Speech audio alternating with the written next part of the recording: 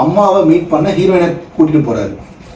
கூட்டிகிட்டு போகிற மொமெண்ட்டில் அவங்க வீட்டுக்கு கூட்டிகிட்டு போகிறாரு. ஹீரோவுக்கு அப்பா இல்லை, ஸோ அவங்க அம்மா தான் இருக்காங்க.